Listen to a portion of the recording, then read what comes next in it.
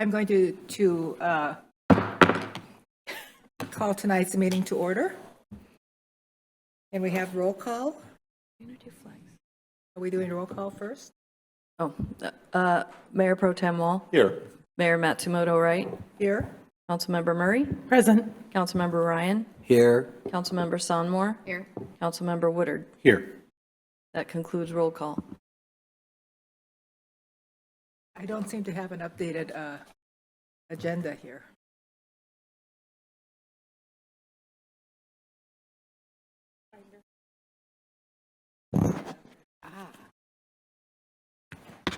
The agenda is not here. Okay.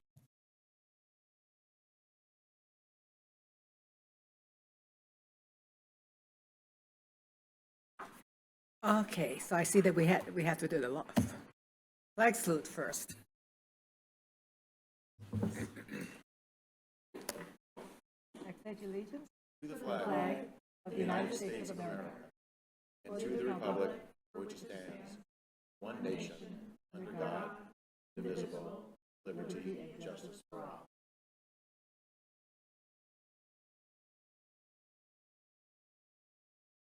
All right. Now, do we have any late changes to the agenda?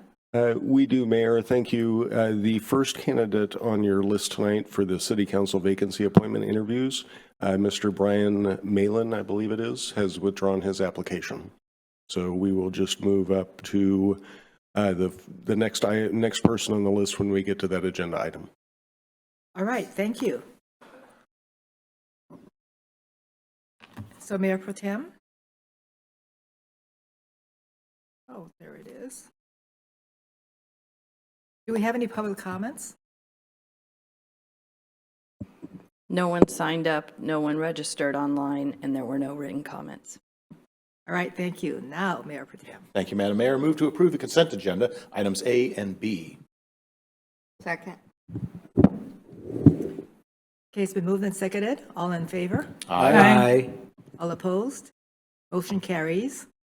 Next, we're going to be reading the proclamation for Arbor Day, and Councilmember Ryan is going to be reading it.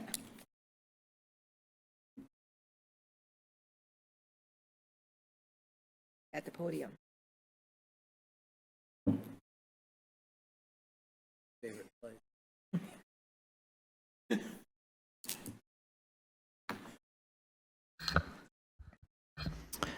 Testing. Oh, that's bright. Good thing I tested it. Anyway, thank you, Mayor. I'd like to read the proclamation celebrating Arbor Day. Whereas in 1872, J. Sterling Morton proposed to the Nebraska Board of Agriculture that a special day be set aside for the planting of trees, and whereas this holiday called Arbor Day was first observed with the planting of more than 1 million trees in Nebraska.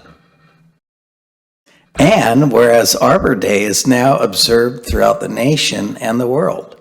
And whereas trees can reduce the erosion of our precious topsoil by wind and water, cut heating and cooling costs, moderate the temperature, clean the air, produce life-giving oxygen, and provide habitat for wildlife. And whereas trees are a renewable resource giving us paper, wood for our homes, fuel for our fires, and countless other wood products. And whereas trees in our city increase property values, enhance the economic vitality of business areas, and beautify our community.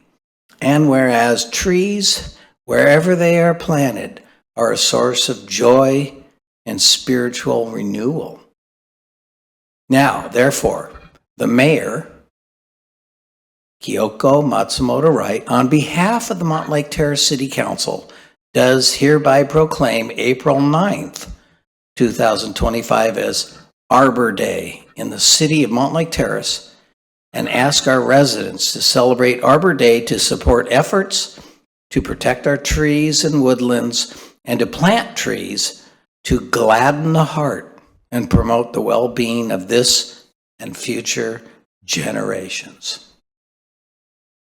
We're presenting this to the chair of. Would the Park and Rec like to have this? All right. Nice job. Thank you. Oh, picture.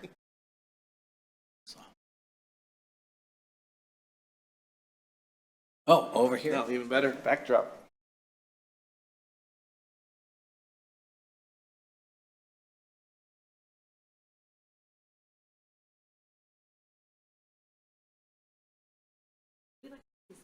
Yeah.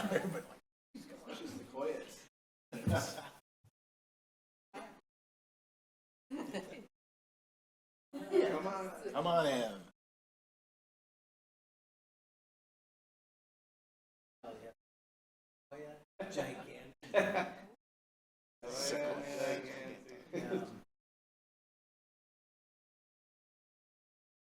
Thank you.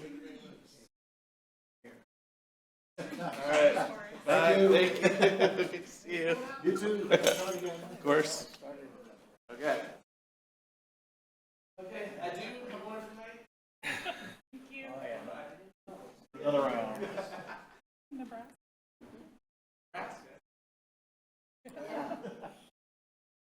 All right. So we celebrated trees tonight.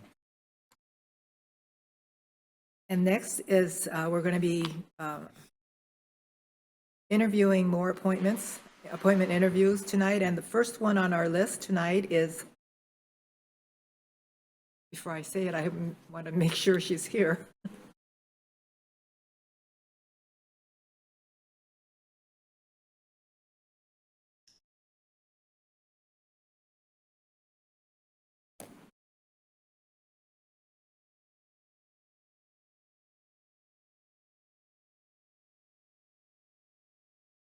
Okay, so the first person on our list tonight is Michelle Senechal.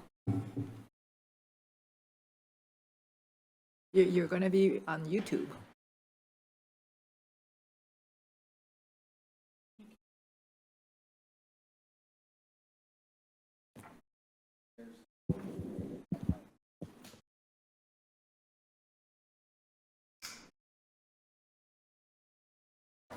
Okay, I'm going to take this.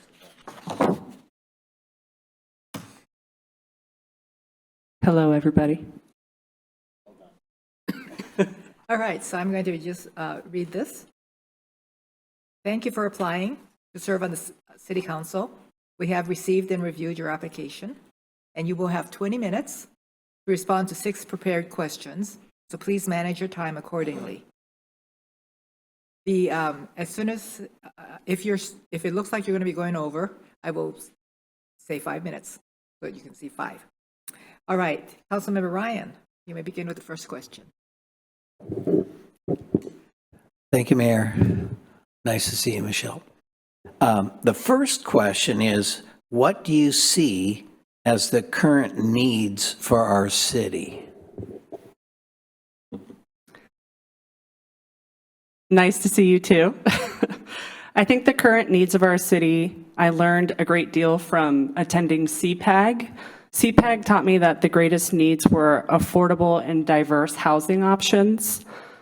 Secondly, I follow the Facebook community group, and that has taught me loud and clear utility bills are way too high, specifically water. I told you I had a little background in stand-up comedy. You don't have to keep that pressed. Oh, I don't. It's on. The light Okay. is on. So from attending my son's elementary school, I learned that 60% of the students live below the poverty line, and that's way too high, which tells me we need more resources for our community. I also learned from attending the events committee that there were increasing concerns over DEI issues with the ICE deportation announcement. And then I also sit on the Art Council, and I really believe that access to art for the students will help them transmute all types of adversity that a person may face in their lifetime. And art also makes a city a more desirable place to live and will invite more commerce. All right. Next is Councilmember Woodard. Oh, by the way, thank you. Thank you, Mayor. So mine's a two-parter. First part is, why would you be a good council member at this time? Followed up by, why are you interested in being appointed? All right. So this is where my answer is going to get a little heavy and a little personal. I think you guys might have read that on my application, but I became painfully aware of how systems designed to protect people often fail them in their most desperate time of need, because I was the victim of one of the worst crimes the MLT's ever seen. So a lot of times we have well-intentioned laws that can sometimes have unintended negative outcomes.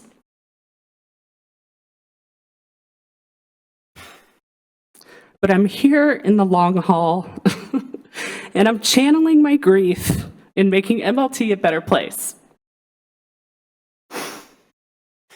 Sorry. It allowed me to gain a lot of insight on the psychology and sociology of our community. Thanks. Sorry, I'm also a little nervous, but I'm being very authentic and honest here, so. Yeah. So it allowed me on a deep soul level to really understand that all people inherently are good, even though they can be quite offensive and you can disagree with them politically. But ultimately, we all just really want to feel safe.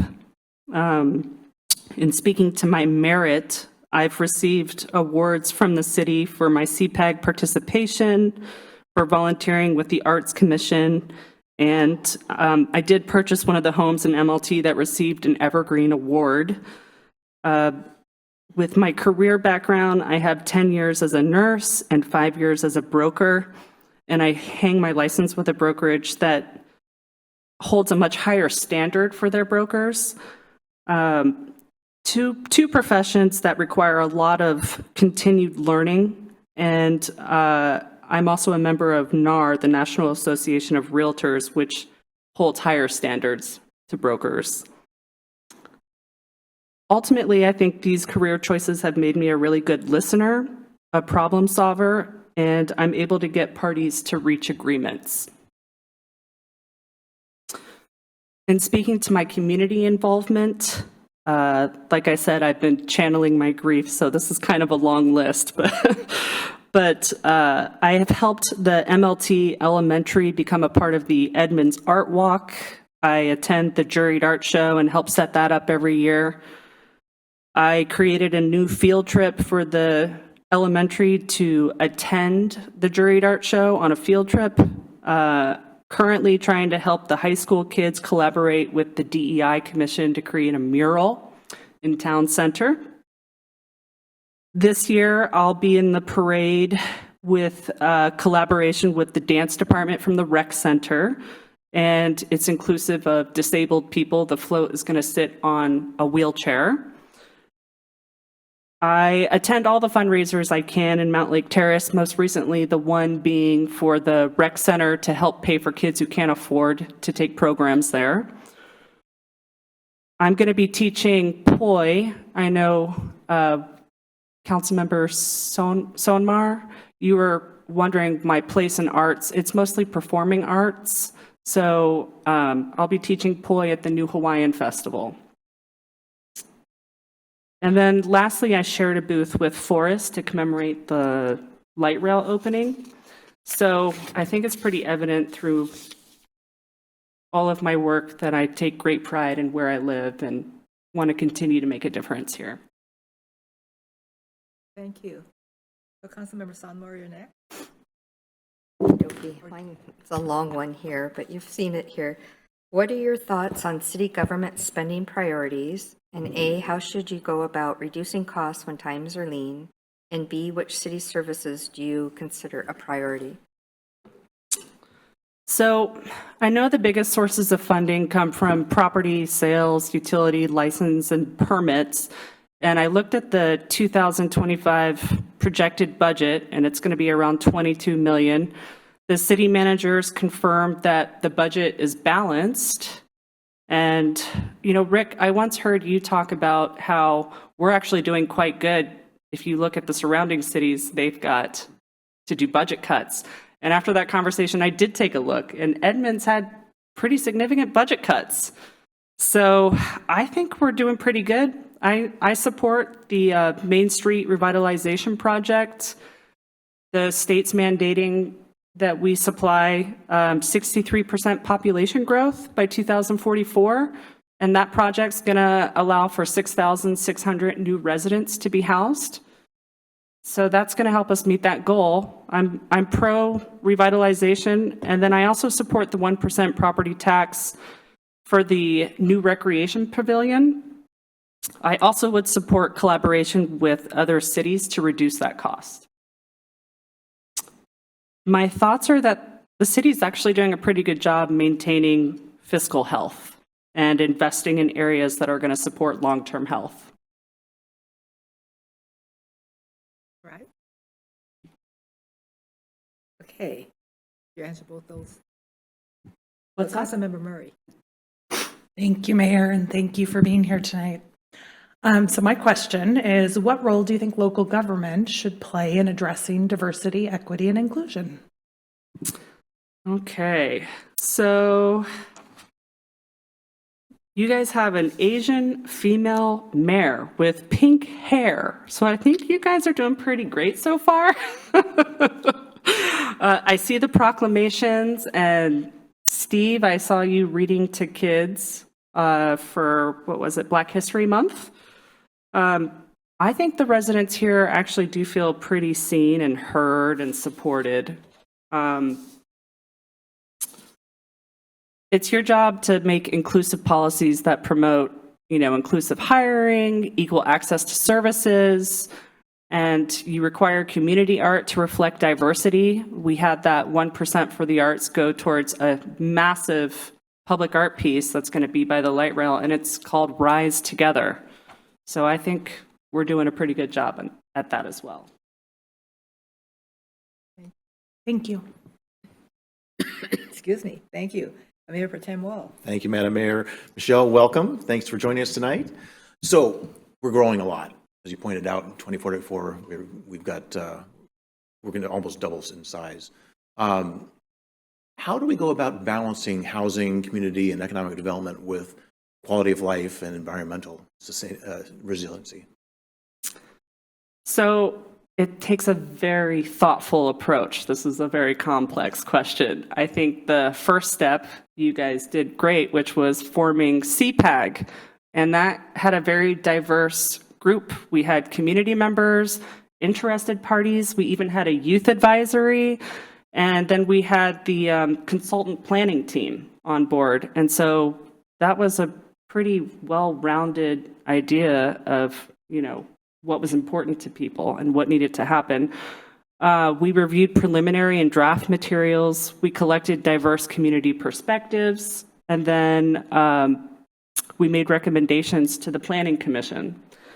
And I think the next step now is you make the comprehensive plan process public so that everyone is aware of what's going on.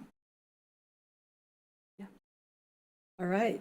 So now we do have a little bit of time left. And do you have any questions to ask us that you would like to know about? Yeah.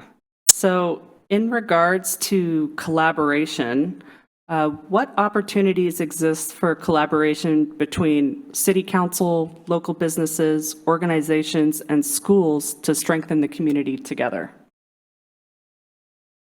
Would like to answer that one or attempt to answer it. Okay, Mayor Pro Tem. Did you want to? Okay. Councilmember Woodard. Again, that's a very thoughtful question. Well, one, I would say we're doing it as best we can on the individual level, right? So I would not want to dismiss that. A number of us already are in different kind of arenas where we have that cross-pollination of the folks you're talking about, the council, the business, and the schools. But I also think that there's probably some, especially now moving forward, some innovations we can be doing around hunger that we probably will need to do. I mean, there were announcements today of some pretty significant cuts at the federal level. Those folks aren't going away. So in that regard, that might be a space for us to look at because we already have infrastructure in place. We have a great food bank system. And the schools are part of that as well with their Nourishing Network, as an example, if we just stick with the Edmond School District. But, you know, we shall see, because again, we see a lot of cuts coming at the federal level. The need's not going to go away, and that's going to get pushed back on the states. And it's at the very local level, it allows us to then think, well, what can we do differently? So not sure it answers your question, but at least puts us in a vein of thinking.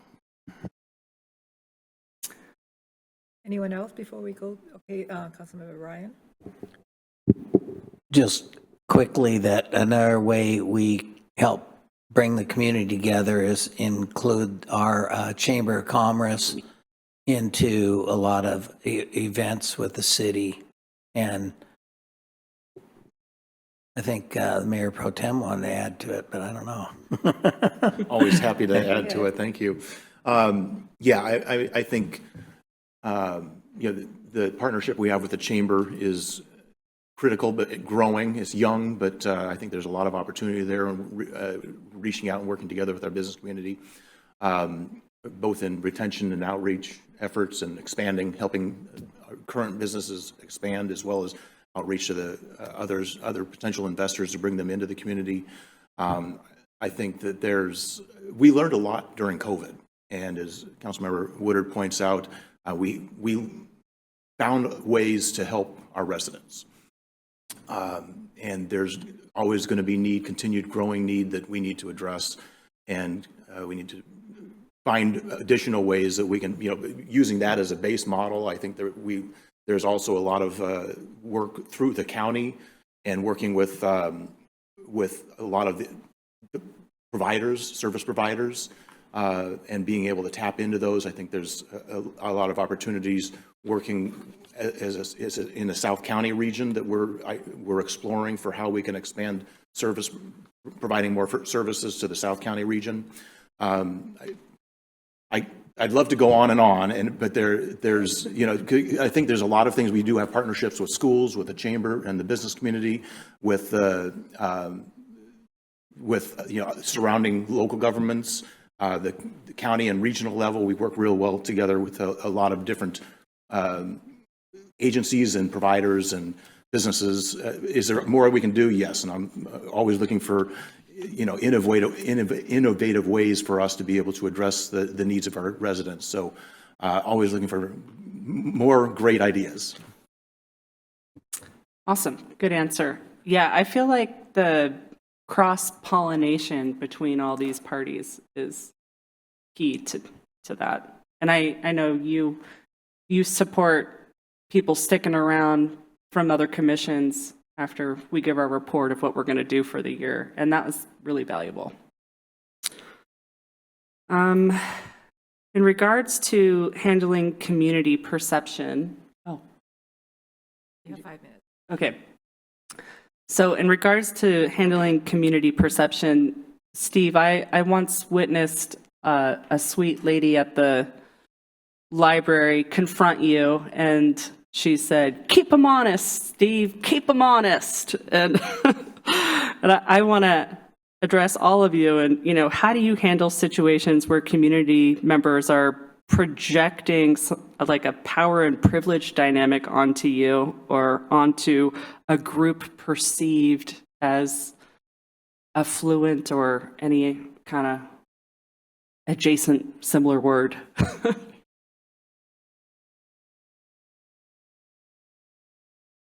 Go ahead, Councilmember Ryan. Hi. First, I'd make sure that I'm listening to their concerns and then try to question them to get to the heart of the problem. And then if it's something that I can't readily take care of, I give it to the city manager. No, but I mean, I do lead them to someone that can help them. So if it's the code enforcement or the police or the health department or things like that, I try to guide them that way. And then if I really need more help, I do enlist the city manager, and the city manager follows up with the staff with usually a phone call or an email. Yeah. Okay, go ahead. Again, very thoughtful question. I'll use an example just because, I think we live this all in our own way. We often get, invitations, like I have a coffee date coming up next week with a resident. I have no idea what he wants to know. But going into that, what I do is I make sure I recognize it's not about me, it's about access to the city. And if you feel like, here is my touch point to the city and it's me, that's an honor, whether I'm angry at the city or whether I'm joyful.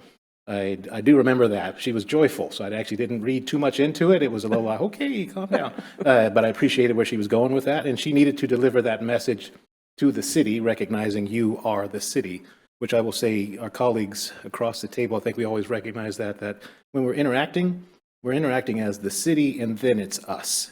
Although in live time, it feels like it's us, right? So you do have the right to be, oh, calm down. But at the same time, when you remember, I'm representing much bigger than me, that helps. It gives it a moment there, and then you can also reflect back to that person if it is a little too close for comfort. So appreciate the question, though. Yep. Do I have any time left? You have 1 minute. Okay, so my last question, I was very vulnerable in sharing why I wanted to be on the council. Do any of you want to vulnerably share with me why you have chosen to be on the council?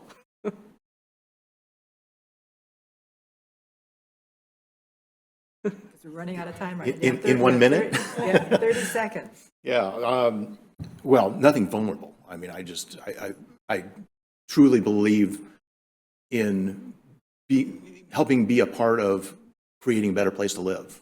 And I served on the Planning Commission, as many know, for 14 years before getting on the council. It was the next step, I guess, in being a part of a growing, vibrant community. And I'm excited to have the opportunity to share my time and with our fellow council members and residents to make this a better place to live. Awesome. Good answer. With that, we have just run out of time. All right. So thank you very much for Yeah, coming tonight. thank you.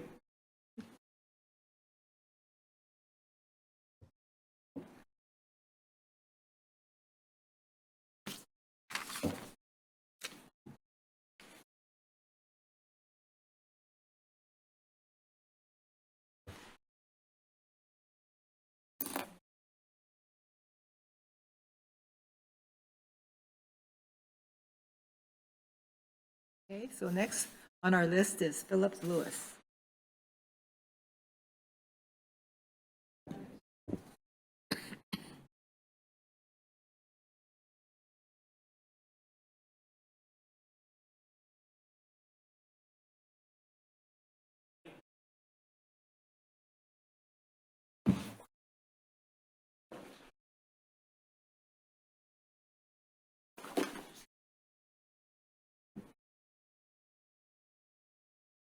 Hello, welcome, and thank you for coming tonight. Thank you.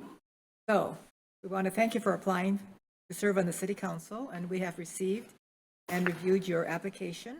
And tonight you have 20 minutes to respond to 6 prepared questions. So please manage your time accordingly. If you see one of us put hands up like this, you have 5 minutes or 6 minutes or whatever. And Councilmember Ryan, you have the first question. Thank you, Mayor. Well, thanks again for being here. The first question is, what do you see as the current needs for our city? My short answer is do everything we can to foster a safe and livable community. We have one now. I'd like to keep it that way as much and as long as possible. Okay, Thank you. all right, Councilmember Woodard. Thank you, Mayor. Mine's a two-parter. First part, why would you be a good council member at this time? Followed up by, why are you interested in being appointed? I am a longtime resident, moved here in 2002 from Bothell, so not far away. I can bring a customer-oriented viewpoint to the council. I've been a customer service person for a long time. I've been the one that answers the angry calls. Even for just a few months, I would like to help my adopted city. When I have been in a position to hire people, I made sure to look for people that were not just a good fit, but who would add to the team.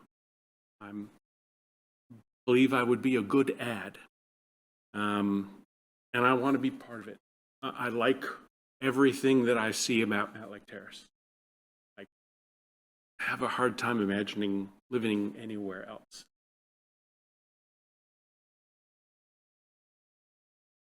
Okay, thank you. Councilmember Sonmore? Hello. Here I go.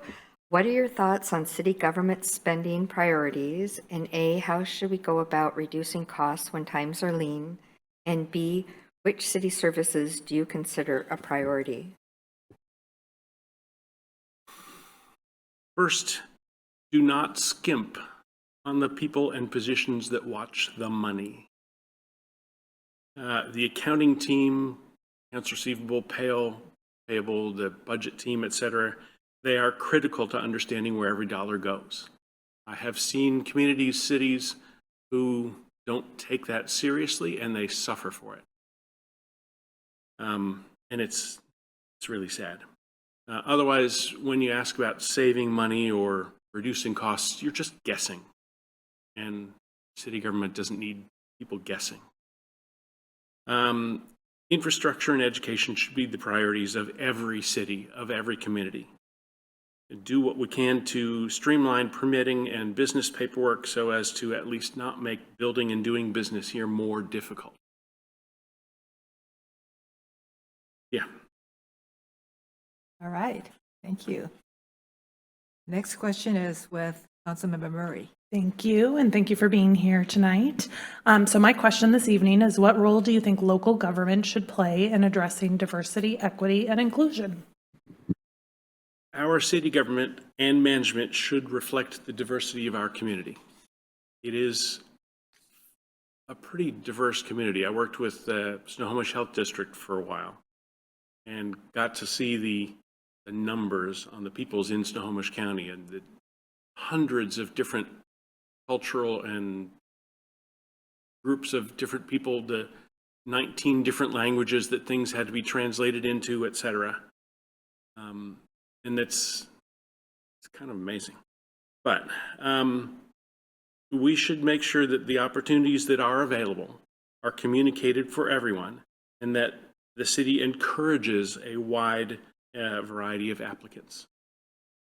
It's not an easy question, especially in our current national environment. Every business, organization, and government needs to be seen as fair and unbiased. I understand that choosing me doesn't visually add to the diversity of the council, but it's a difficult question. It's critically important, though, in my opinion. Thank you. Thank you, Councilmember Mayor Pro Tem Wall. Thank you, Madam Mayor. Philip, welcome. Thank you for your interest in applying for the position. So you know the community is growing. We're supposed to almost double in size over the next 20 years. Mm-hmm. How do we balance housing, community, and economic development with environmental resiliency and quality of life? That's a big, big question. Because you want to grow, you want to, add to the tax base, you want to do all those things that help the city budget. Mountlake Terrace has a certain feel to it, community, that many places don't seem to have. And a lot of places are trying to have. Edmonds has it a fair amount, Bothell a fair amount, some of the others nearby, but some just don't. They're just a place to live. but really simply asking the question of the applicants, and I'm sure you've asked it every year or perhaps every month for the last several decades, shows the good intent of city leadership. So whether I'm chosen or not, thank you.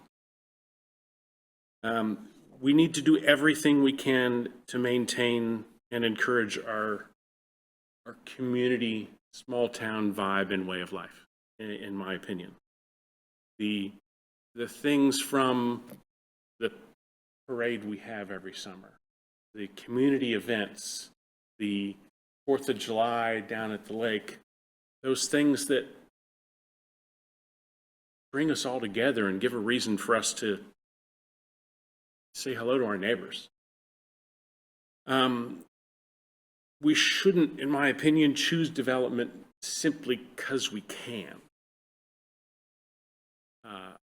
From what I've seen, the Mountlake Terrace, for time I've been here and paid attention, has been careful about what they allow and very deliberate in the planning of how tall buildings can be and what is required from every builder and all those details that matter. But we still don't want to change who Mountlake Terrace is, why people want to live here among all the other places that they could live. There are people, I'm sure, that, well, there's a lot of people like me who choose to stay here, but choose to come here not just because it's a place, but it's because it's this place. And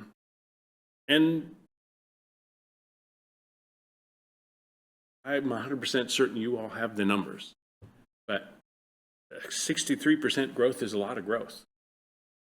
But if we don't do it, who does? And our neighbors will. But how do you do it sustainably in a smart, measured manner that builders and new residents can take advantage of and enjoy being here? I noticed on the Main Street building mentioned on the website, it mentions some of the housing to be built as affordable housing. I don't get to ask questions yet, but I'd like to know about what percentage affordable housing is supposed to be and what we call affordable.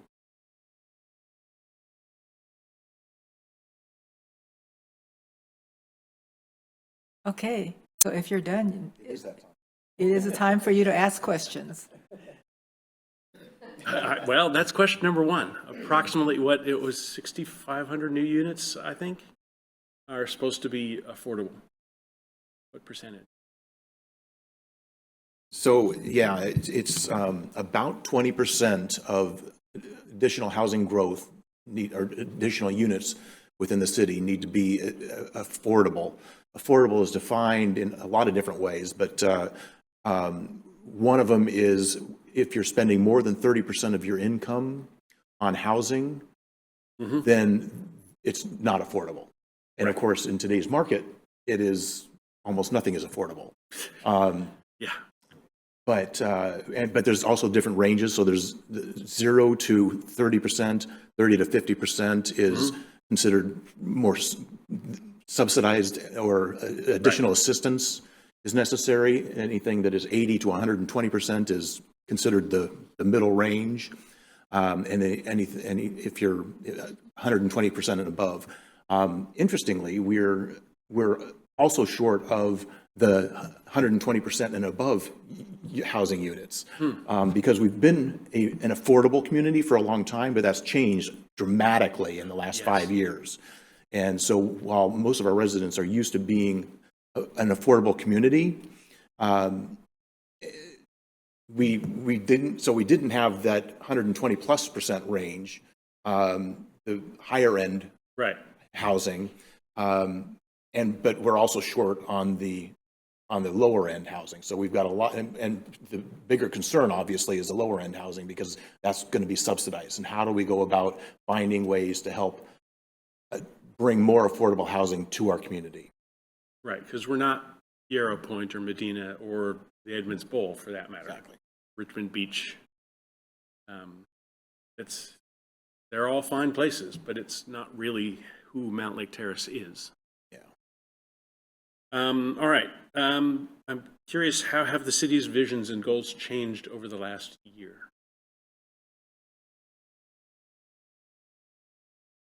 Does anybody want to tackle that? I've seen a lot of long-term planning. Yeah, which has been I think going on it's, for it's, decades.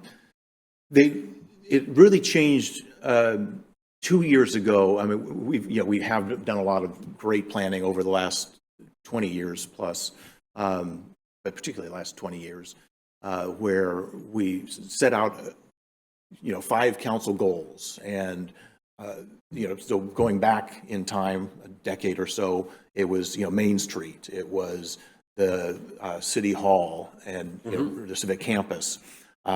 It was infrastructure, it was fiscal policies, ensuring sound fiscal policies, and economic vitality. So those are kind of the 5 goals. Now, how have they changed? So we've updated those goals a couple of times, because obviously we got the Civic Campus, so that check that one off the list.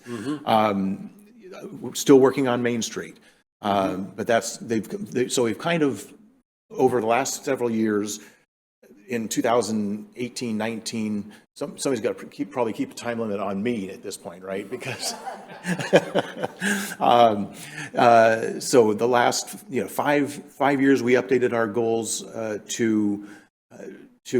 had actually expanded our goals. We had a number of them, and so then but still, focusing on fiscal responsibility, still focusing on infrastructure, still focusing on community and parks and recreation, and engaging community and outreach. Then this last year, it was a year ago that we adopted our most recent set of goals, which include obviously engaging the community and community outreach, and making sure that we are providing more opportunities for all of our residents to participate and have a voice and be involved.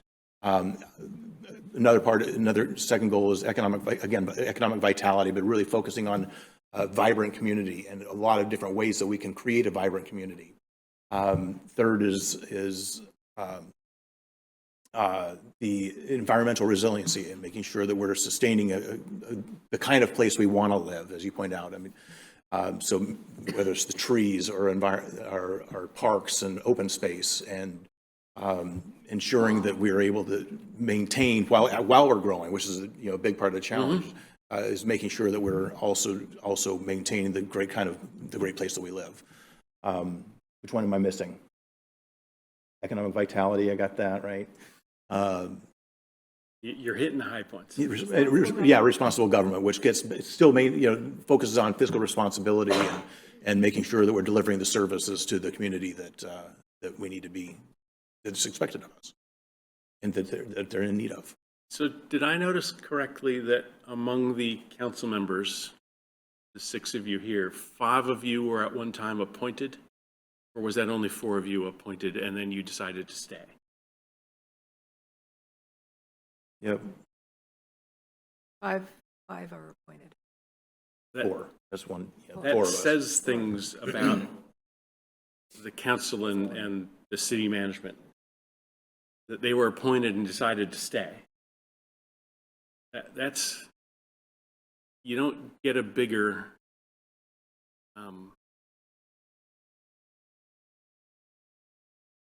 five-star review than people you're choosing to work with, whether it's me or one of the people out in the hall or one of the people yesterday or whatever, deciding, yep, I want to stay and work with these people. And I don't know if you hear it enough, but thank you for doing what you do. Makes a difference. You have 2 minutes.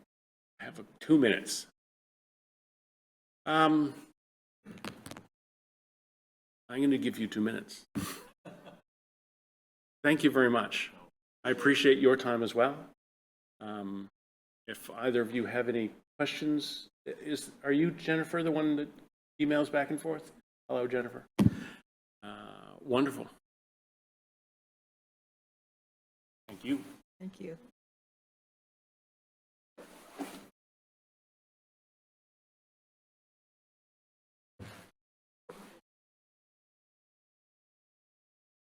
Next is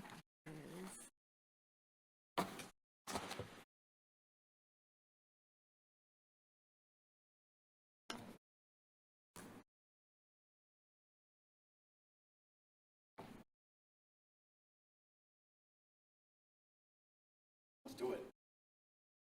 On a roll now. we just have 2 more before a break.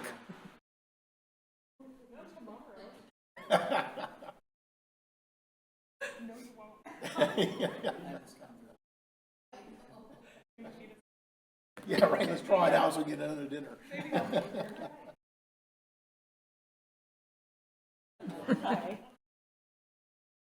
We're not going to, I didn't do it, I swear. I'm innocent. Can you tell? Hello, I'm Julie. Nice to meet you all. I think I know all of your names. I hope I do. But look at that. I didn't need to. yeah, we Oh, have, that's so, that is so great. I wish I would have known. all right, so welcome. Thank you. And thank you for applying to serve on the City Council. We have received and reviewed your application. You will have 20 minutes, to respond to 6 prepared questions, so please manage your time accordingly. If you see us put a finger up like this, that's 5 minutes. So you have. It means I'm talking. All right, so Councilmember Ryan, you have the first question. Hello. Better turn this on.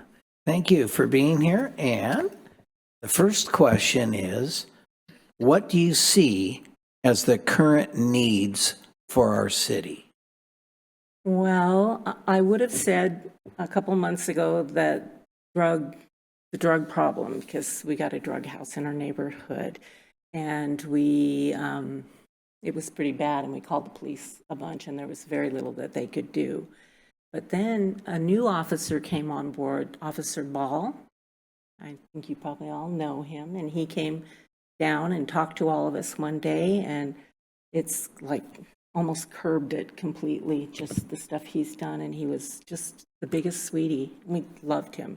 Went to all the neighbors' houses, and I remember his name, and I only met him the once. I saw him several times. He told me he was going to take breaks. When he took a break, he was going to park on that street and take a break. So they were running their drugs early in the morning, and I go to work really early in the morning, so I would come around the corner to go out of my street, and they'd be drug runners on my street in the middle of the night, and it was kind of unnerving. And since they've been there, we've had several overdose deaths behind a neighbor's house and stuff where the trail is back off 220th, down in between 99 and the freeway down there. So that would be what I would say.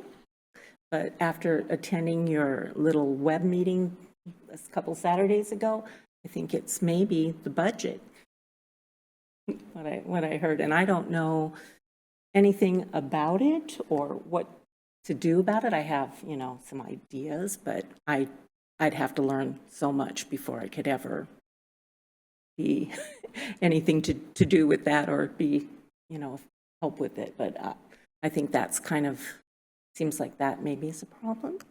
I'm not sure. Is that what you guys think is the biggest problem? Sounded like it in your meeting. Great. Those are 2 important items. Thank you.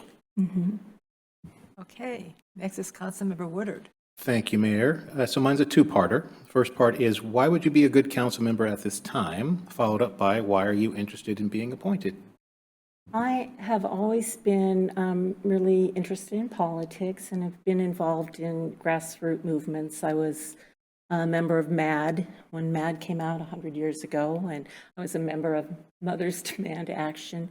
And I've been to lots of rallies and protests. I've caucused. I've always been really interested in it, and why this would be a good time for me is because I'm about to retire at the end of this year, and I'm kind of looking for something that would be good for me, a good fit for me, where I could feel useful and get some community stuff in there. So, and I'm sorry, did I answer both of them? Okay. All right, Councilmember Sonmore. Hi, Julie. Mine's Hi, a long Laura. one. What are your thoughts on city government spending priorities? And A, how would you go about reducing costs when times are lean? And B, when city services, which city services do you consider a priority? I consider law enforcement a priority. I don't know how much, anything about your budget, so I don't know. I know you oversee that stuff, so, but I don't know. I saw that we have a lot more officers as of late, and that's kind of nice. But I also think that the water department, keeping the water clean, that's really important. Those are, I think, the two that I maybe know the most about. Yeah, so, but. Okay, Councilmember Murray. Thank you, Mayor, and thank you for being here. So my question this evening is, what role do you think local government should play in addressing diversity, equity, and inclusion? So much. I do. I'm in all of those programs. I work at Boeing, and I'm part of the engagement team and have been for 30 years. And I think it's like one of the most important things. I just, I don't like where it's been going lately, but I probably shouldn't say that. But I believe it's really one of the bedrocks, foundations for a community. Thank you. Thank you. Thank you. Mayor Pro Tem Wall. Thank you, Madam Mayor. Julie, welcome. Hello. Thank you for joining us tonight. So our community's growing, as you know. Over the next 20 years, we're expected to almost double. How do we go about addressing and balancing housing and community and economic development with environmental resiliency and our quality of life? A really good question. That's a tough one. I don't really know. You guys would have to teach me that. I wonder that all the time. I hear a lot of complaints in the community about traffic, especially living right off 220th. Traffic gets really gnarly there a lot, and there's a lot of complaining about it from my neighbors. But the train was fabulous. That's my new favorite thing. We take it every time we go downtown because it's within walking distance. Thank you so much. We love it. We love the train. So that was a good thing that you did there. That was great. That was all of us. I know, it was all of you. Yeah. Thank you, thank you, thank you. Thank you, thank you, thank you. No, we absolutely love it. We go downtown at least twice a month and go on dates and take the train down and go see the candlelight concerts down there in the different locations and stuff. It's just wonderful. Love it, love it. My mom was British, so growing up, every 4 years we'd go to London, so I got a lot of the tube, and then we go to New York a lot, so I get a lot of the subway, and we've been wishing for it for forever. So that's a good place that we put our money for the community. I love it. We love it, the train. Now, there's a bunch of people, though, that are nervous about it still. A bunch of my women friends are nervous about riding it. They think it's dangerous. I keep telling them, no, they have all kinds of security on there. It's been wonderful. So hopefully they're going to keep the security for as long as they need it. Are they? Is that the plan? Okay, excellent. Thanks. So I keep telling them it's so safe. But,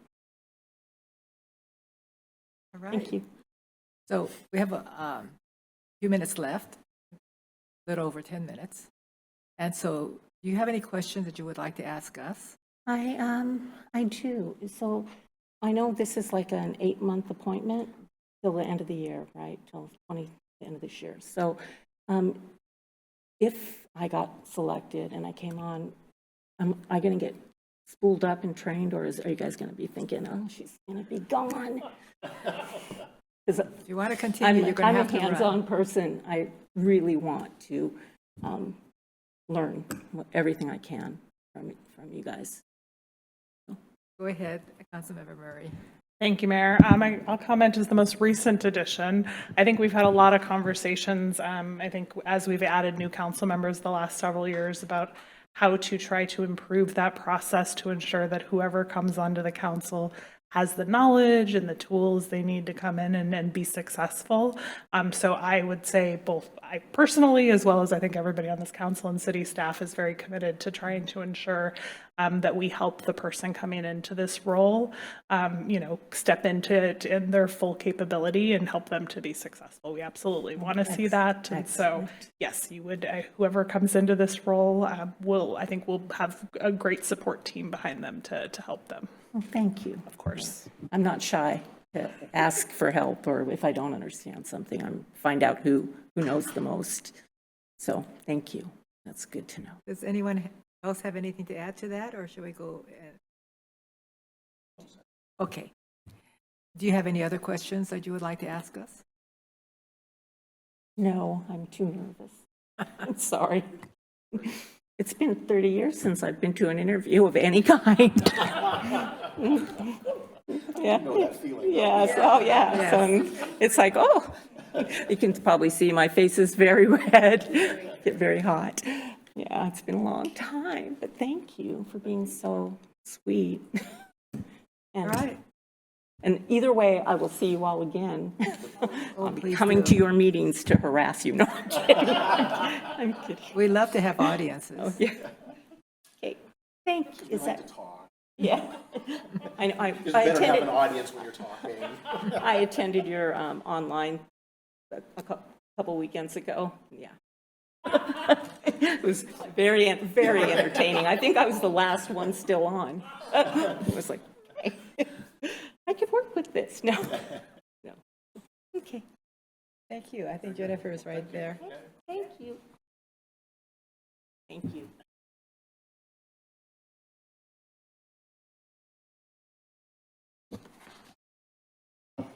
So this person is the last one, and then we can take a break after that.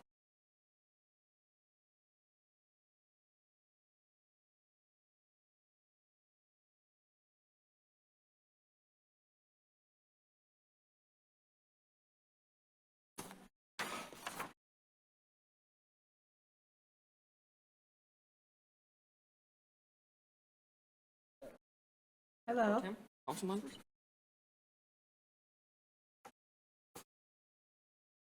Welcome. Okay, so it's 6:30. You have 20 minutes. Thank you for coming. Thank you for applying to serve on the City Council. And we have received and reviewed your application. And you have 20 minutes to answer the 6 questions. So please manage your time accordingly. If you see us with fingers going up, that's how much minutes you've got left. Okay, thank you. And the first question is with Councilmember Ryan.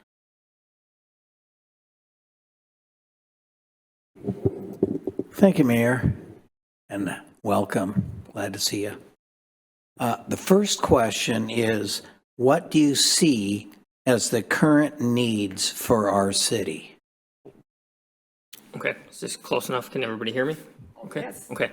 I believe one of the most pressing needs for Mountlake Terrace right now is attracting businesses and investors that align with the character of our city, can grow with us, and share our values. So personally, I envision a vibrant, locally rooted community, walkable downtown, small businesses, cafes, butcher shops, grocery stores. Those are already businesses that we have, but I see them eventually occupying the corner retail shops that we're talking about in Vision 2044 and making use of the new spaces that we have. Mountlake Terrace is in a unique position. We're sandwiched in between Linwood and their draw of the retail centers, and Edmonds and their walkable downtown and their beach areas. But Mountlake Terrace has its own set of strengths that we can play to here. We're on light rail. We've upgraded 236th Street to support foot traffic, vehicular traffic. We have an abundance of green space, great outdoor recreation areas. Thanks to recent civic investments, the new city hall here, the town center rezoning, along with underutilized real estate that's already here at the old Rogers Market, Red Onion Burger, at the US Bank, we have a ton of room to grow. So it's a good place to invest. I think we have the potential to become a true 15-minute city, is what I would like, to be able to walk around, especially around the town center. The groundwork's already in place. Thoughtful zoning has been taken. It has been rezoned several times, I believe, over the last decade. We've done infrastructure updates. Now it's about showcasing the strengths and creating a welcoming environment to get small businesses and investors in here that share the long-term vision that we have for the city. So to make that happen, there are a few practical levers rather than just words for this that we can pull. First, streamlining permitting so it's easier for small businesses to open in the mixed-use spaces that we're rezoning for. There is activating underused spaces, short-term incentives, partnerships. You can work on pop-ups with local businesses to get things happening in the area.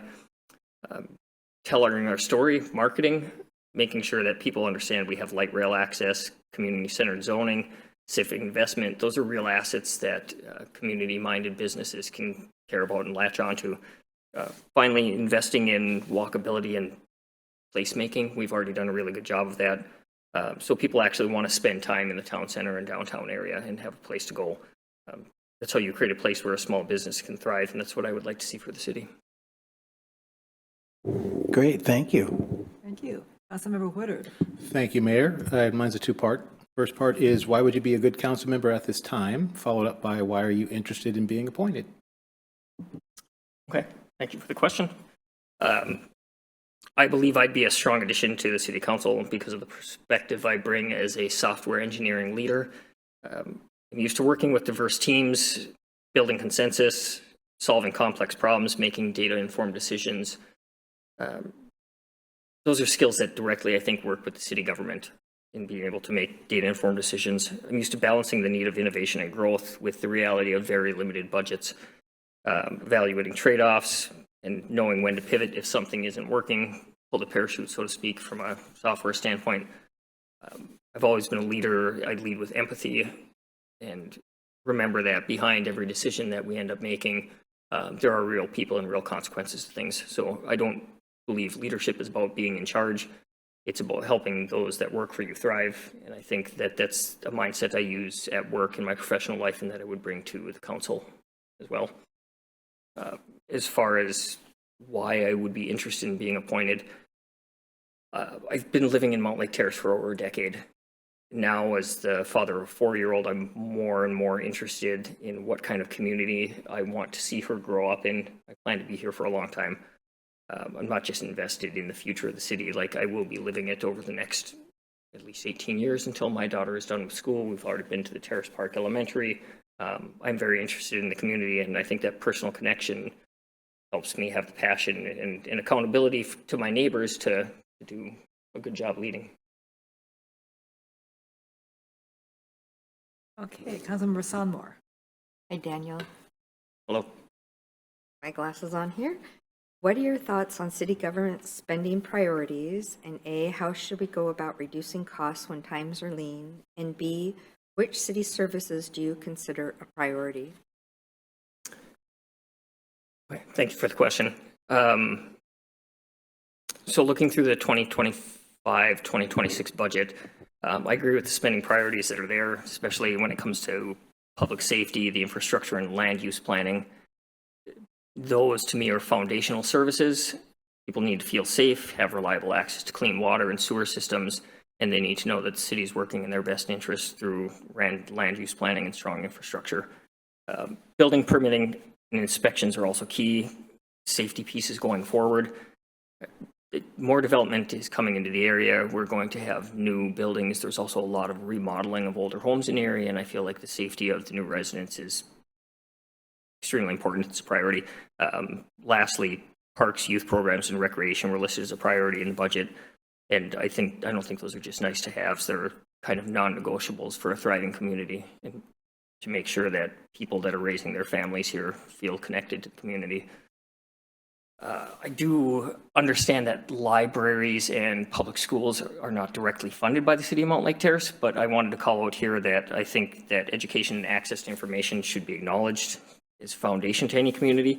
And so while we don't control their budgets directly, we do control access to those facilities through streets, sidewalks, land use planning, and making sure that we create spaces around our library, around our schools, that people want to be a part of and that there's easy access to this information and the education. So when it comes to reducing costs during lean times, software engineering has led me to a structured data-driven approach. Budget constraints I've faced in the tech sector, especially after the last couple of years with the drawbacks, have led me to have to make some tough decisions and learn new ways of dealing with this. The first thing I would do is define the problem, how much needs to be saved, what is the timeline that we need to do to save it, then compile a comprehensive list of all the things that we are currently spending on, and then work with stakeholders to define a framework and an evaluation framework, come up with questions, factors that we would worry about, things like how critical is the service, how expensive is it, does it impact public safety, how strongly is it supported by the community. Those are all things that I think can be evaluated on. Once you have that framework kind of set up, you can evaluate each line item and rank things, say 1 to 10 if you want to do that, and come out with a score at the end. You can sort and figure out where your top priorities and bottom priorities lie. That allows you to remove emotion from the process and kind of look at things with a critical lens and make sure that the decisions are transparent, it's rational. Also, having a score like that allows you to not treat everything as a top priority, which is a good way to end up in kind of an analysis paralysis and be stuck not making a decision. So the other thing from a budgeting standpoint, the 2025-26 budget called out that they wanted to include community input, providing partnerships and exploring service efficiencies. And the service efficiencies are typically something that's talked about during lean times, like we're kind of mentioned, but I think those should be used even in times of stability and growth. We should constantly be reviewing the budgets, looking at where we're spending the money, measuring performance, and looking for ways to continually improve. That cover everything? Yeah, thank you. Thank you, Councilmember Murray. Thank you, Mayor, and thank you for being here. Appreciate it.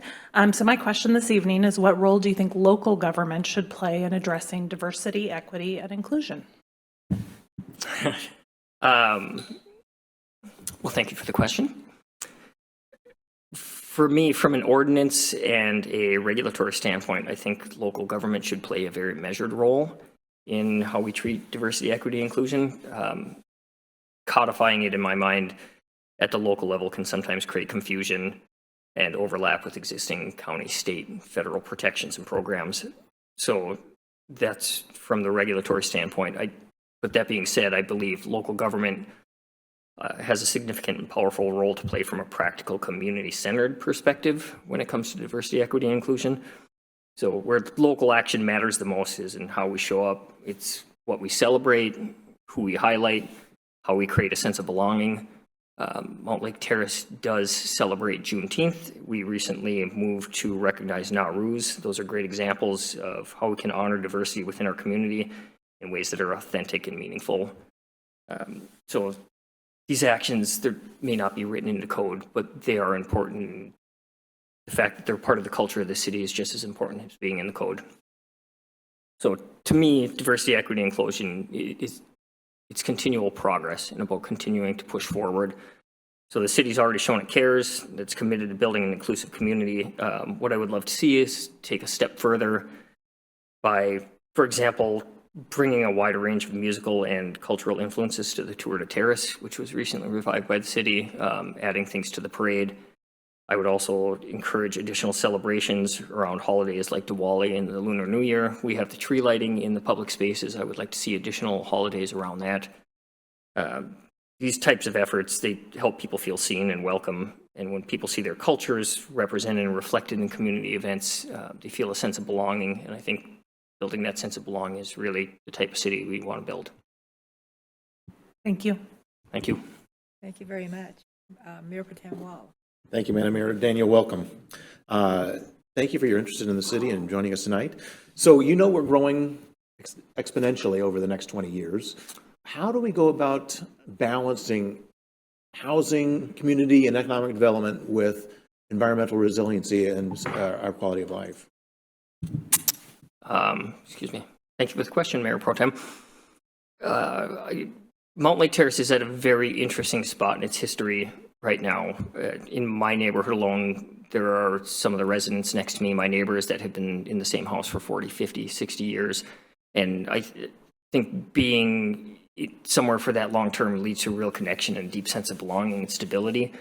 So there's people that have been here for a long time. At the same time, we're seeing adult children move back in with their parents because the affordability of housing is an issue. We're also seeing the people that have been there for 60 years worry about losing their homes due to rising utility prices, the talk of doing things like removing a cap from property taxes that might drive them back out of their homes. So to me, the question isn't just about balancing the economic development and the quality of life. It's balancing the needs and the wants of the people that have been here that long and built this community versus the people that are just moving into this community and just starting to begin their life here.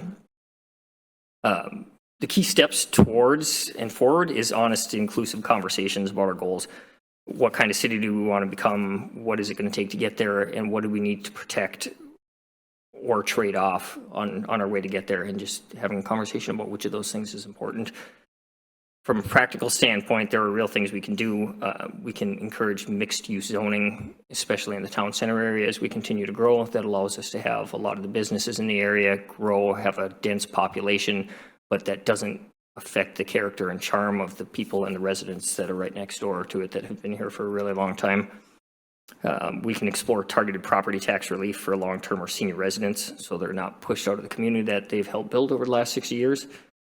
We can continue investing in the public realm, which we've done a very good job on. Things like sidewalks that I see going up on a regular basis, tree canopies. I know there was a talk of 37% by 2050. Lighting, green spaces, those make our neighborhoods livable and vibrant, and they need to be like that as we continue to grow. So I think it's important to approach these trade-offs with the same thing as earlier, with data, but also listening to people. There's empathy that behind it because every decision we make, housing, zoning, infrastructure, it affects someone's daily life. It's how long it takes you to walk to school. It's how loud the street is at night. Whether someone can afford to stay in the neighborhood that they've lived in for the last 60 years. Those are all really important things that we need to pay attention to when we discuss this kind of trade-off. So I think bringing people together to understand these impacts, look at data alongside the real stories. The data is good for trends and trade-offs, but the stories are really good to tell us who's affected. And ultimately, at the end of the day, that's what matters is the people that are in this community. So that's how I would go about balancing it. Thank you. Okay, thank you so much. We have 5 minutes left. And because we have some time, we have a chance for you to ask questions to us. Do you have any questions? Piles of them. Well, we only have 5 I was minutes. gonna say, I've only got 5 minutes, so. No, I got my pen. I'd like to take notes. Councilmember Murray. So, do you want pointed questions? At the Flock presentation the other night, you mentioned having experience in the SaaS sector. And so I'd love to hear from your perspective how that background's helped shaped you on the city council, and are there ways that it helped you be more effective in the role here? Okay, well, thank you for the question. I appreciate it. I'm gonna make sure I'm on my game here tonight too.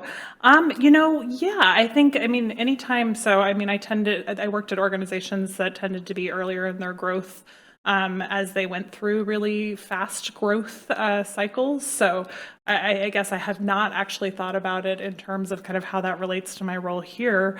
But I think we are navigating a lot of change, right? And as somebody, so I work on the people side of things, so I spent a lot of years in recruiting and human resources. And so, I think I often think about the impact of the changes that we are navigating in terms of how that will be received and felt by the people in our community, both those who are here now as well as those who may be here in the future. And so I absolutely think it's been incredibly helpful to have that background in order to be able to bring that to the table, both in terms of just kind of how change and growth can impact people, but also how to help people manage through that change in a way that feels less hard or less scary and prepares them for what's ahead.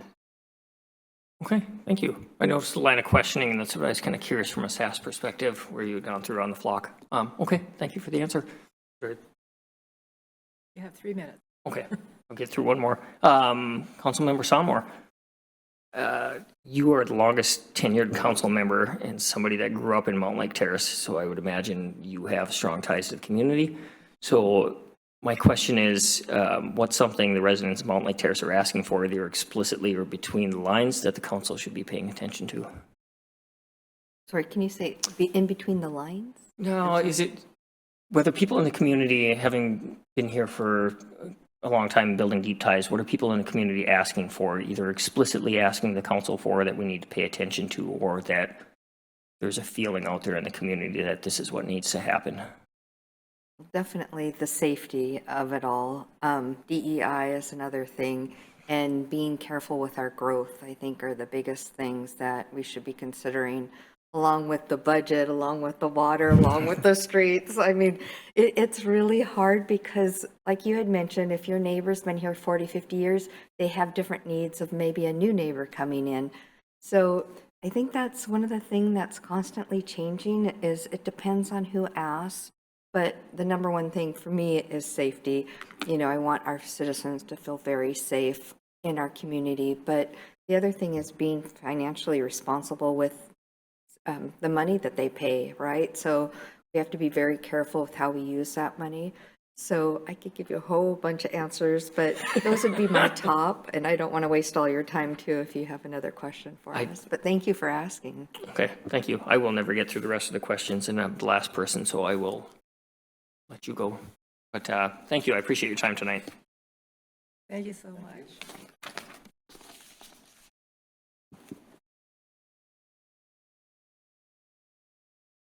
Right.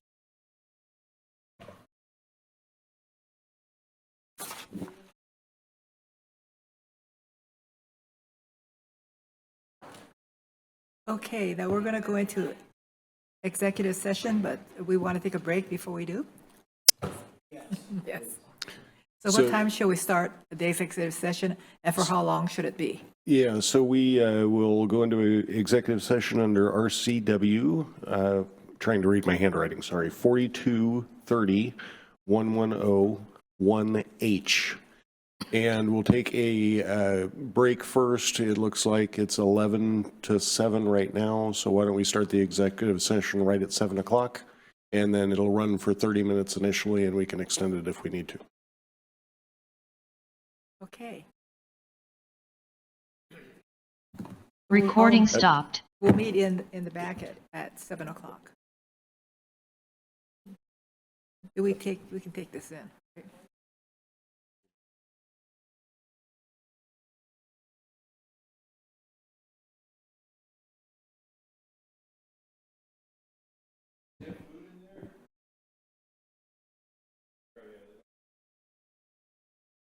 Recording in progress. Executive session has been extended 20 minutes until 7:50.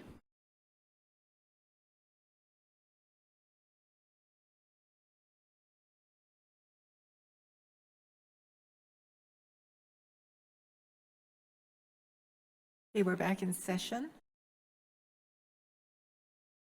Thank you, Mayor. I'd like to suggest a process for selecting a new council member that this council has used in previous opportunities. So what we would suggest is that we place each candidate's name on the screen for consideration and have 2 rounds, essentially. The first round, each council member would receive 3 votes. So you can give 3 votes to any of the individuals that you've interviewed for the council position. Following that, the top 3 vote getters would move to the next round. And in that round, we would, each council member would receive 2 votes. And then whomever achieves the highest vote total at that point, then council could have a consideration for a motion to appoint. If council is comfortable with that, we'd be happy to facilitate that process. So the first round is 3 names. First round, each council member can vote for 3 of the 12 candidates that we have remaining in the process. And then the second round, each council member could vote for 2 of the 3 remaining candidates after the first round. So the 3 highest vote getters of the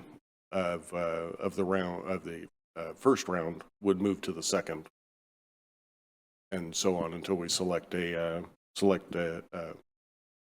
candidate to appoint.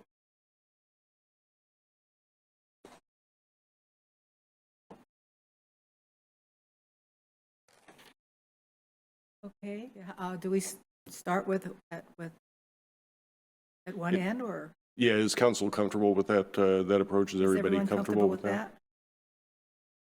Okay.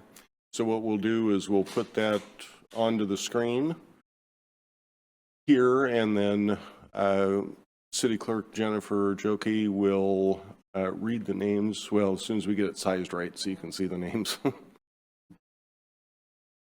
There we go. So we'll do this round robin so that each council member doesn't have to go first each time. So we'll start this time with Councilmember Woodard, and then the next round we'll start with Mayor Matsumoto Wright. Thank you, City Manager. So my 3 votes for this round: Page, Ho, and Del Peon.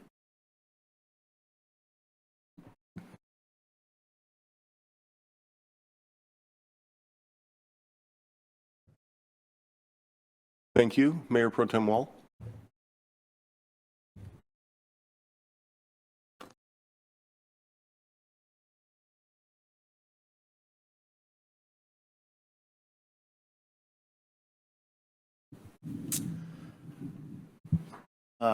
William, Forrest, and Ben.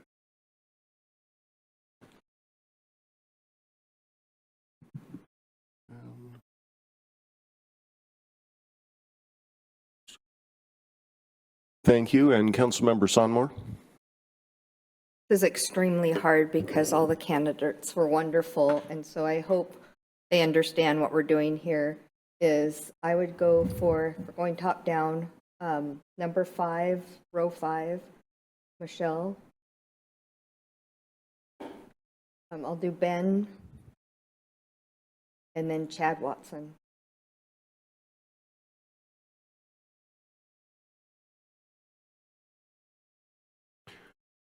Thank you. Councilmember Ryan. Thank you. Michelle Del Peon, Benjamin Ho, Forrest Rita.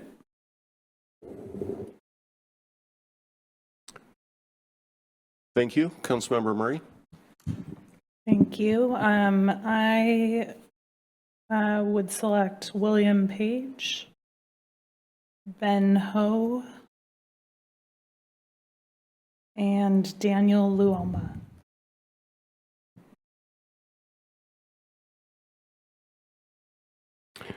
Thank you. And Mayor Matsumoto Wright.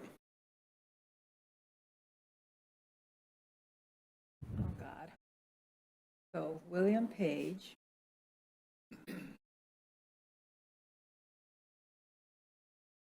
Chad Watson.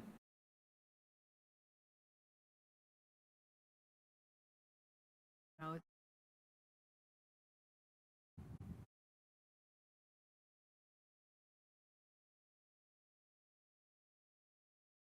Forrest. And Forrest. Rita. Okay. Thank you. Give us just a moment here.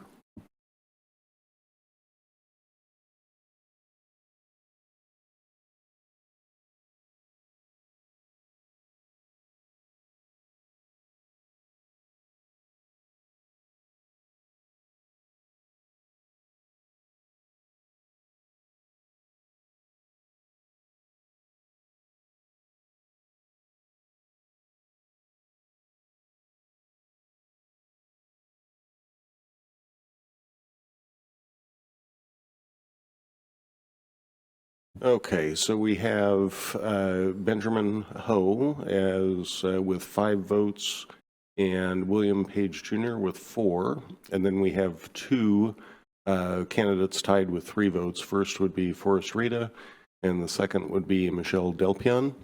So at this point, I would say council can select either top 2 candidates to move forward, in which case there would only be 1 vote for this second round, or select the top 4 because of the tie. And then you would still retain the 2 votes for the next round. Could we just do what we have up there now, too? Do we have to do all 3 rounds? Well, if you'd like to do what's up there now, I think the process is outlined is that we had 2 rounds to go, but it's entirely up to council how you'd like to proceed at this point.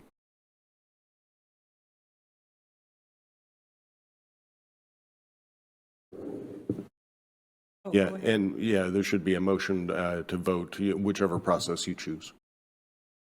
Do we need a motion? I mean, we already had a consensus kind of how we're proceeding. So, I mean, I would stick to what we had decided, which is a second round with 2 votes. And I mean, it's our top 3. Our top 3 is really our top 4 because the top 3 vote getters are 4 candidates. Yeah. I mean, So, I don't. Yeah, we can go to the second round. It's just vote on whether you want the top 2 or top 4.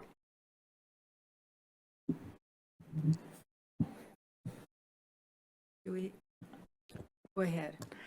I move that we move forward the top 4 vote getters from round 1 to round 2 and retain 2 votes each. Second. And then do we vote for that? Yeah, Or I'll say all in favor. And then have the vote on that process. all in favor of moving 4 Mm-hmm. on? All in favor? Aye. Aye. All opposed?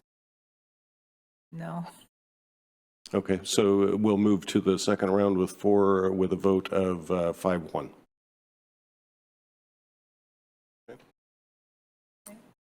Ooh. 3-2. So now we vote for one of these? It was 4-2. Okay. 3. There's 6 of us. Okay. So now in this round, each council member will have 2 votes each. And we'll go in reverse order that we did last time. So Mayor Matsumoto, right? I go first. God. William Page.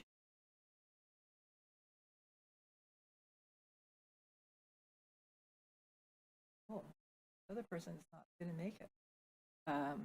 So Forrest Rita. Forrest? Okay. Forrest, yes. Thank you. Okay. Councilmember Woodard.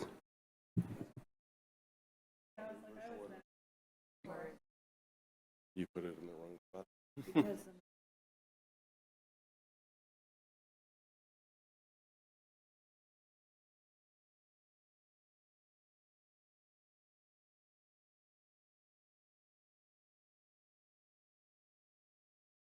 I see what we're. There. Okay. So Councilmember Woodard. I'm next. I'm sorry, I thought we agreed on round robin order. That's fine. Councilmember Murray. Oh, I think, okay, all right.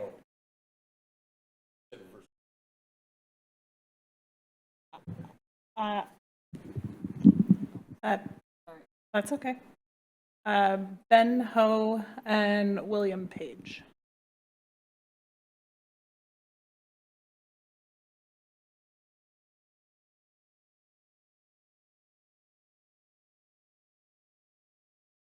Okay, thank you. Councilmember Ryan. Thank you. Michelle Delpion and Benjamin Ho.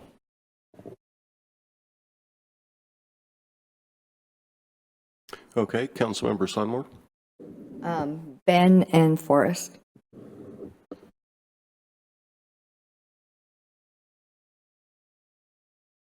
Mayor Pro Tem?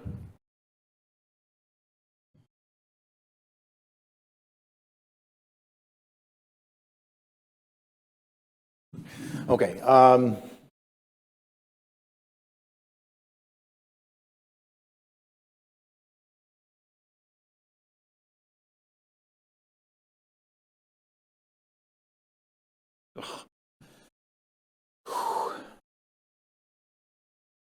I'll go with William and Forrest.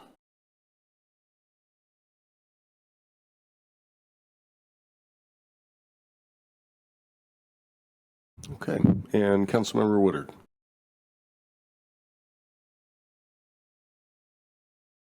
Excuse me, William.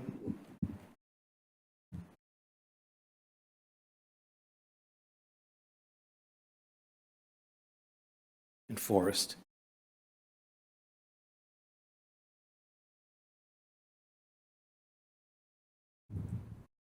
Okay. So at this point, we can take the top two candidates and have a single vote in the next round if you want to vote on that process, or you always have the option of returning to executive session if you would like to discuss qualifications. What are the wishes? Do you want to go ahead and vote? I make a motion that we move the top two forward and do our vote now with one vote. Second.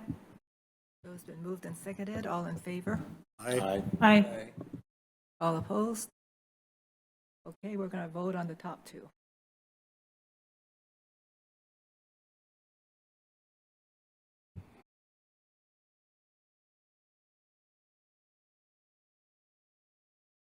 Okay, so we will start back at the beginning. Councilmember Murray, one vote. William Page.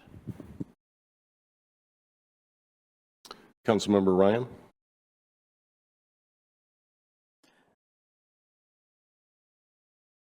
Forrest.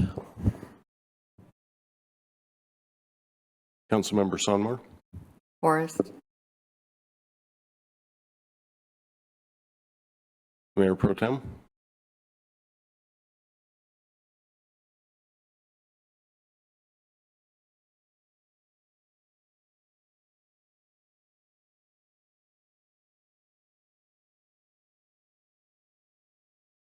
William.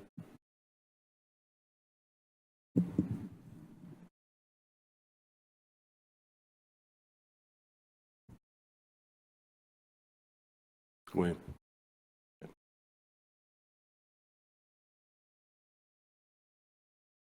Councilmember Woodard? William. And Mayor Matsumoto Wright. William Page.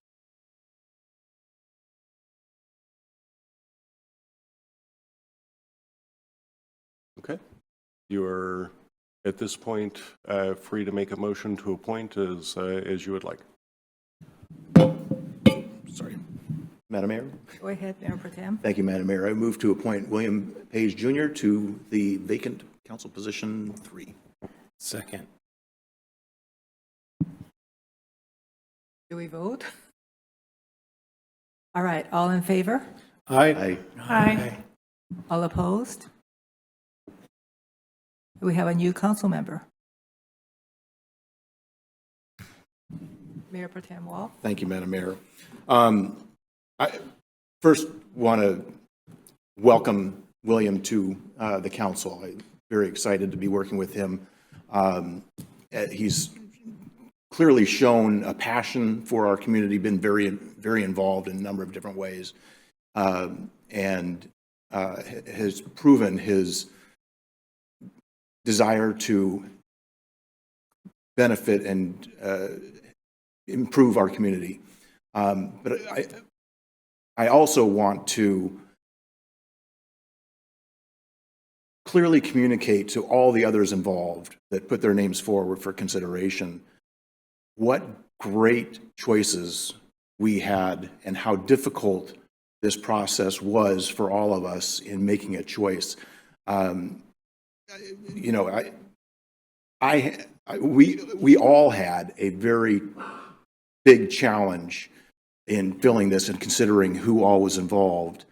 And I strongly want to encourage everybody that put their name forward to continue to be involved in our community. I can, you know, as you, each of you were talking with us and sharing your ideas, I was picking out where I'd love to see you, if you weren't our number one choice, where I'd love to see you involved.